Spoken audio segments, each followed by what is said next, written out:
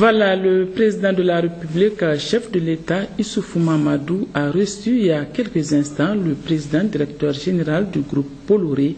Ce dernier dit avoir évoqué avec le président Issoufou la question de sa participation à la fête du 18 décembre à Dosso et la réalisation du grand projet de la boucle ferroviaire à Niamey-Dosso-Cotonou.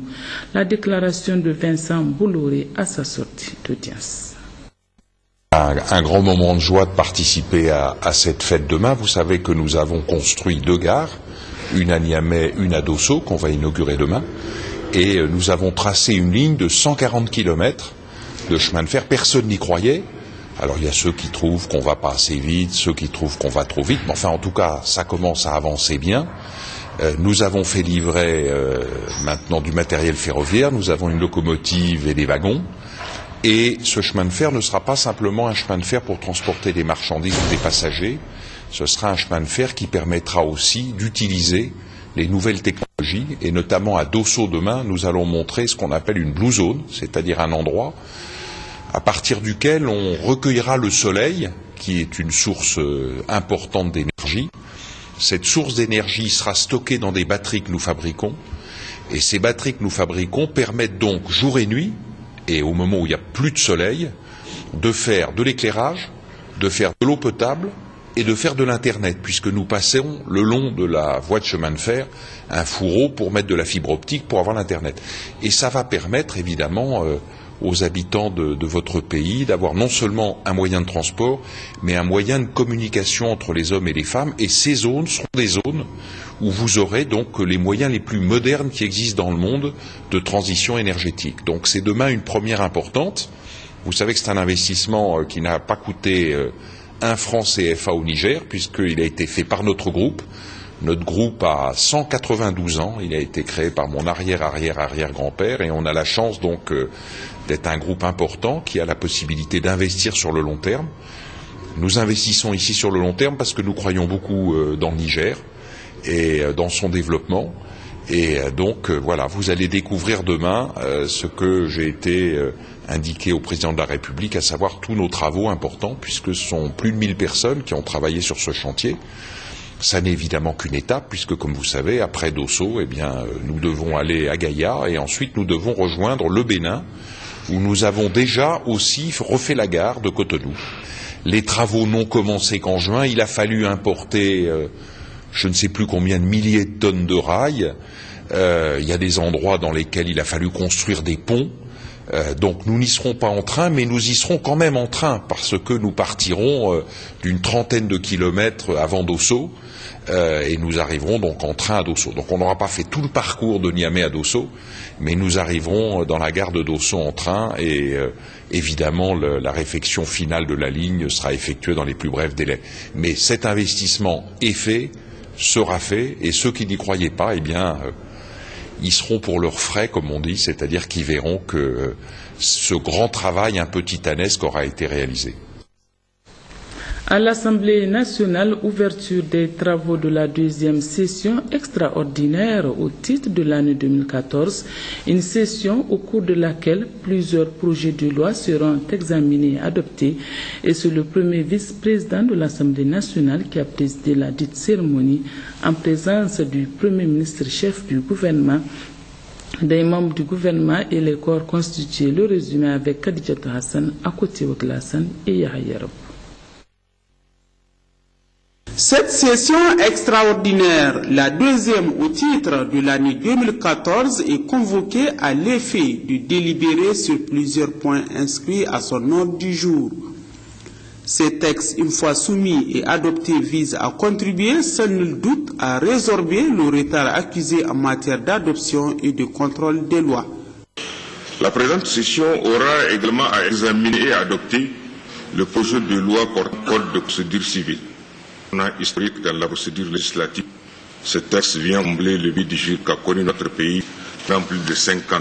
En effet, des accessions à la souveraineté internationale, le Niger ne dispose d'un code de procédure civile propre, adapté à nos réalités. Ce qui traîne les praticiens de droit de courir les textes épars à la législation française. Tous d'une impurité juridique. C'était de fait, c'est le moins que je puisse dire, insatisfaisant pour notre pays qui, malgré l'abondance production législative n'a pas été ferré d'un domaine aussi important que celui de la procuration les règlements différents particuliers. Ce n'est pas autant que considérer le gouvernement précédent en démérite. Au cours des sessions, les parlementaires auront le prix de combler ainsi garder la sécurité juridique usagée de la justice au Niger à travers un texte complet et adapté au contexte de notre pays. Mesdames et Messieurs, le gouvernement nous a saisis de notre projet de loi non moins important, celui portant les modalités de gestion, saisine, confiscation et gel en matière pénale. Que de fois avons-nous assisté à la dépréciation des biens meubles ou immeubles que des juridictions ont été amenées à saisir, confisquer ou geler, faute d'un cadre approprié de leur gestion. Pour pallier cette insuffisance, le présent projet de loi crée un organe et détermine les règles de gestion des biens saisis, confisqués ou gelés susceptibles d'être restitués à leur légitime propriétaire ou aliénés selon le cas. Mesdames et Messieurs, chers invités, à l'ordre du jour de notre session figure également le projet de loi portant création, composition, organisation et compétences des pôles juridiques et judiciaires spécialisés en matière économique et financière.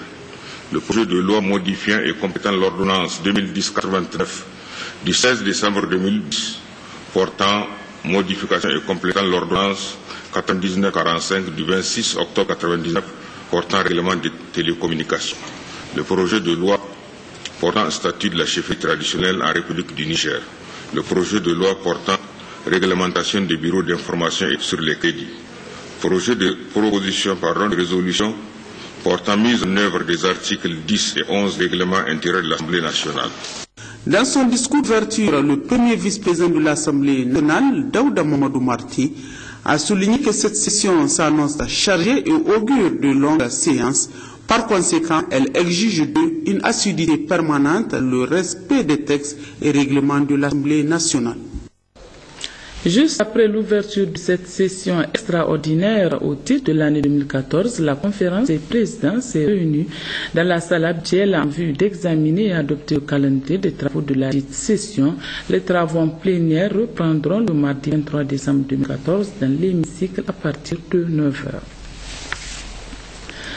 Signature d'octroi d'aide alimentaire au Niger cet après-midi à Niamey entre le ministre d'État des Affaires étrangères et l'ambassadeur du Japon au Niger avec résidence en Côte d'Ivoire, un don qui répond aux engagements pris par le Japon lors de la 5e conférence internationale de Tokyo pour le développement de l'Afrique, compte rendu Jocelyne Amoussou et Hamanzé.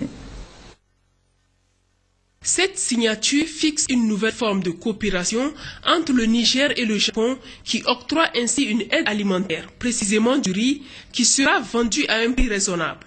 Et les recettes de cette vente permettront de constituer un fonds nommé Fonds de contrepartie qui servira à financer les projets de développement du Niger après concertation entre les gouvernements du Niger et du Japon. Le nom de ce jour, KR 2014, d'un montant total de 460 millions de yens, soit environ 2 milliards 300 millions de francs CFA, est constitué de riz en provenance de Thaïlande et du Japon et est destiné aux populations vulnérables de la République du Niger. Il me paraît important de souligner que l'objectif de l'aide alimentaire CARE est de combler l'écart existant entre l'offre et la demande en vivres et de contribuer à garantir la sécurité alimentaire au Niger, vu que la production en riz reste encore déficitaire. Réduire le déficit en riz permettra de soulager une couche sociale vulnérable de la population nigérienne et par ricochet de faire économiser à l'État une partie des ressources consacrées à l'importation du riz. Vous êtes un principal soutien à ce dispositif à travers cette formule qui consiste à donner du riz au Niger qui est vendu, ainsi que vous venez de le dire, à un prix bas. C'est un modèle de coopération au profit des personnes, comme vous l'avez dit, vulnérables. Et le Japon a été constant dans ce soutien au Niger au profit de ces segments de la population du Niger. Et au nom de ces personnes pour qui ce don est destiné, je voudrais vous exprimer notre gratitude. Un don à double objectif qui vient renforcer un peu plus les relations d'amitié et de partenariat entre le Niger et le Japon. Relations déjà au beau fixe. Le ministre d'État, ministre du Plan, de l'Aménagement du Territoire et du Développement communautaire a convié ce matin les hommes de médias pour éclairer l'opinion publique sur la mission de la Société financière internationale qui séjourne peu à Niamey et qui est en fin de mission, mission conduite par la directrice régionale des opérations en Afrique de l'Ouest et du Centre qui a échangé avec les autorités nigériennes et le secteur privé. Retrouvons Jocelyne Amoussou avec cette fois-ci Moussa Hassan. La directrice régionale des opérations en Afrique de l'Ouest et du Centre de la Société financière internationale est à Niamey depuis le 15 décembre dernier dans le cadre du renforcement de la coopération entre l'institution et le gouvernement du Niger. La Société financière internationale SFI est une des branches de la Banque mondiale qui s'occupe de la promotion du secteur privé. Un secteur dont le gouvernement du Niger nourrit beaucoup d'ambition dans le cadre du développement de l'agro-industrie et de la transformation minière, entre autres. C'est aussi dans le domaine de l'énergie. Ce sont des grands programmes qui sont en train de se réaliser au Niger. Et ces programmes, bien sûr, nécessitent aussi que des cadres réglementaires et un certain nombre de réformes pour appuyer ces programmes importants, le programme de Gorubanda, de Sakedamna, tout ceci nous offre aujourd'hui un certain nombre de possibilités dans le domaine énergétique que nous pourrons mieux valoriser en ayant un cadre et un certain nombre de réformes assez spécifiques de la politique de ce secteur. Il y a également, de façon plus importante, la définition du contenu local pour les exploitations minières. Il est donc tout à fait naturel que nous puissions aussi, à travers ces grands programmes, développer un certain partenariat qui permettrait à nos structures locales de trouver aussi des activités qui sont compatibles à ces exploitations pour aussi renforcer la production locale ou le maintien local d'un certain nombre de bénéfices serait qui retomber donc de ces activités minières. Il y a aussi, comme vous le savez, de très grands programmes que nous sommes en train de développer. Le projet de chemin de fer qui est devenu désormais une réalité. Tout ceci, bien sûr, va générer un certain nombre d'activités qui sont des activités propices au développement de la petite et moyenne entreprise. Engagement du Niger pour l'éclosion du secteur privé, bien perçu par la directrice Afrique de l'Ouest et du Centre de la SFI. Je veux peut-être commencer par le port sec de Dosso, qui est le résultat d'une collaboration de longue haleine entre les autorités et la SFI et qui ont permis d'aboutir à établir un schéma futur qui servira pour le futur pour les partenariats publics-privés.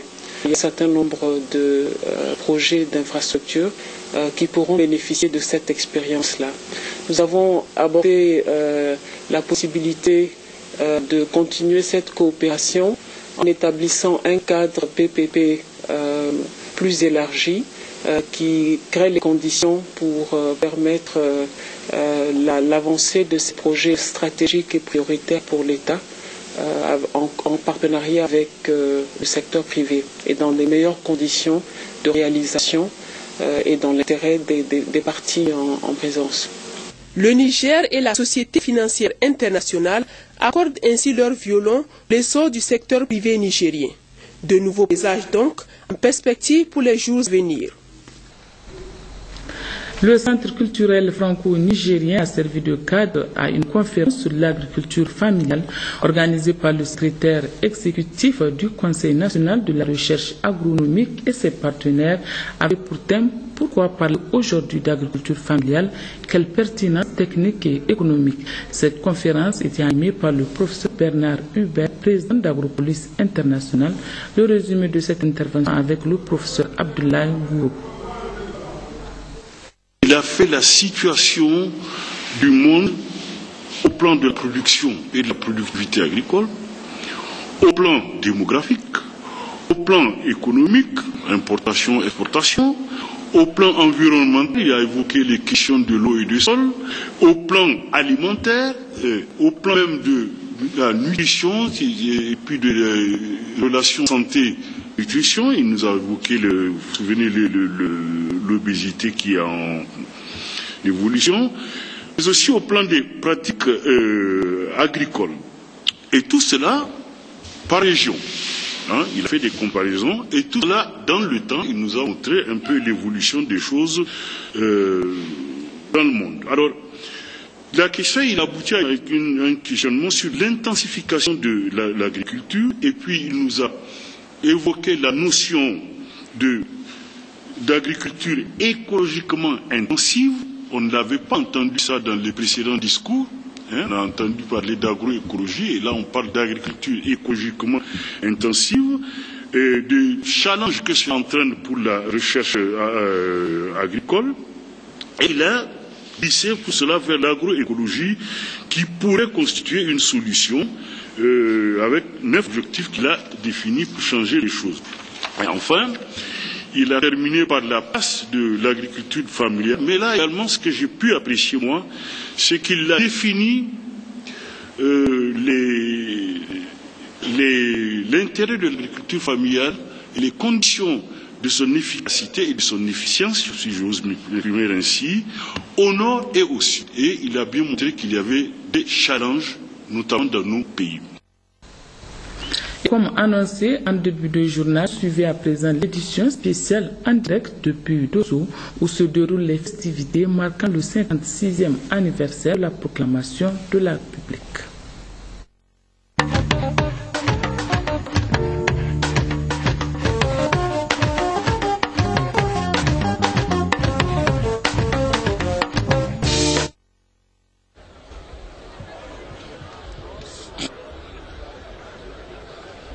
Mesdames, Messieurs, bonsoir et bienvenue dans cette édition spéciale Dosso Soga que vous suivez en direct depuis la MJC Garba Loga de Dosso. Je précise que nous sommes en direct sur ce plateau avec comme invité le ministre d'État, président du comité interministériel chargé de l'organisation de la célébration de la fête du 18 décembre édition 2014. Ce sera dans quelques instants. Dosso, le carrefour et véritable pôle d'attraction, a connu de sa création à nos jours de profondes mutations. Mais celle qui constitue un tournant dans l'histoire de cette ville, c'est sans doute l'ambitieux programme Dosso Soga.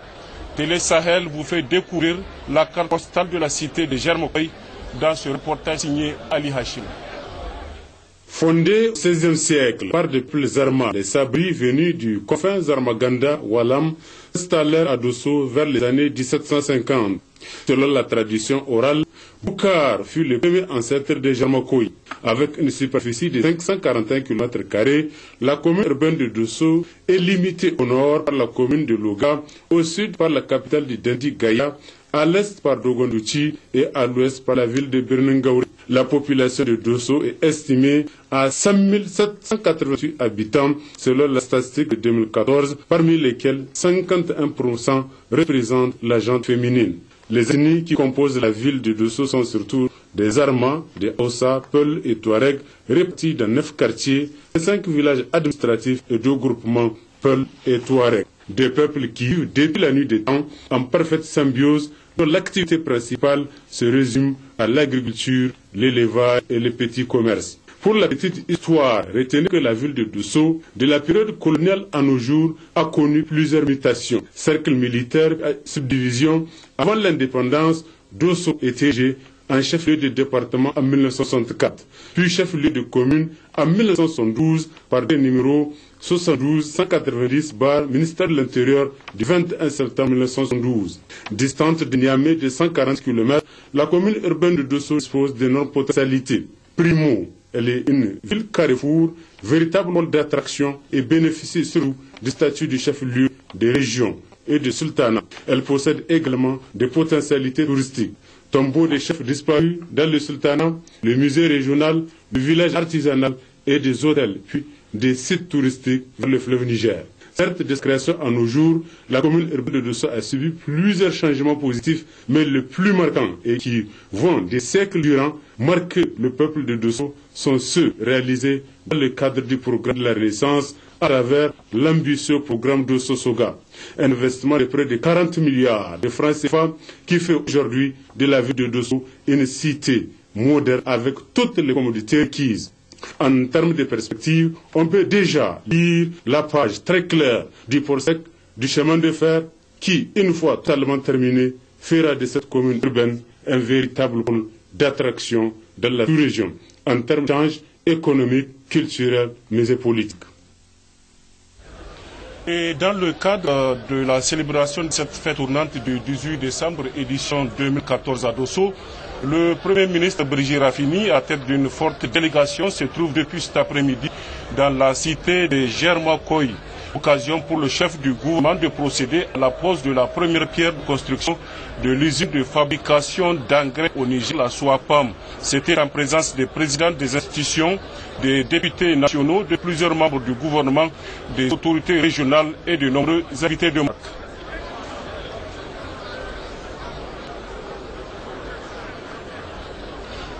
L'ancien chef de l'État, le général des corps d'armée Salou Jibo, était à Dosso dans le cadre de la fête tournante du 18 décembre que la ville de Germakoy s'apprête à abriter dans quelques heures. Il a été accueilli à quelques kilomètres de la ville de Dosso par le ministre d'État Albé Abouba, le gouverneur de la région de Dosso, M. Ablaï Issa, et plusieurs membres du gouvernement. Le compte rendu de Issa Salé. Après avoir été accueilli à 6 km de la ville de Dosso, le général de corps d'armée Salou Jibo, ancien président de notre pays, par le ministre d'État à la présidence, président du comité interministériel d'organisation de la fête tournante du 18 décembre Dosso, M. Albadé Abouba, le gouverneur Alaï Issa et les membres du gouvernement a directement entamé des visites des ouvrages conçus dans le cadre d'organisation de la fête. Il s'est d'abord rendu à l'arène de lutte de 3000 places à caractère polyvalent au rond-point de l'arène, en passant par le stade Omnisport, puis à la station régionale Horten de Dosso, où le général a apprécié les ouvrages et leur équipement, avant de se rendre à la tribune officielle et à la maison de la culture. À toutes ces étapes, le ministre d'État à la présidence, Albadé Abouba, cerveau du déroulement de cette fête de la République, fournit des explications au général Salou Jibo, ancien président de notre pays, sur le déroulement des travaux de ces ouvrages, qui à son tour donne son avis. Globalement, le général de corps d'armée, Jibo Salou, est sorti satisfait de toutes ces visites et souhaite une bonne fête à tous ceux qui effectueront le déplacement de Dosso Soga. Quel impact économique, mais aussi en termes d'opportunités d'emploi offre Dosso Soga et tous ces investissements pour les ressortissants de la région? Des précisions dans ce reportage signé Ouattara Moussa. Une ville moderne, voilà comment se présente aujourd'hui la cité légendaire de Germakoy, qui a longtemps conservé une structure architecturale héritée de la période coloniale. Dosso, à l'occasion de la fête tournante du 18 décembre, s'est métamorphosé grâce aux importants investissements consentis par l'État dans tous les secteurs. Il y a eu des investissements jamais égalés de mémoire ici au Niger, dans une capitale régionale, et cela sur un seul exercice budgétaire. Vous le savez très bien que le président de la République, chef de l'État, a décidé d'investir dans tous les domaines de la vie socio-économique du pays, que toutes ces infrastructures sont actuellement présentes à Dosso. Tout celui qui vient à Dosso va constater le grand changement qu'il y a eu à Dosso. La ville s'est métamorphosée. Aujourd'hui, Dosso n'est plus la bourgade, c'est vraiment une petite capitale très belle. La nuit, comme son nom l'indique, Dosso Soga, bien éclairée, les rues bien goudronnées, des investissements, des bâtiments modernes, et tout ça, je peux vous assurer que, en tout cas, ça fait la fierté de Dosso. Vraiment, ça constitue un capital acquis et que le coût est inestimable. Je dis bien inestimable.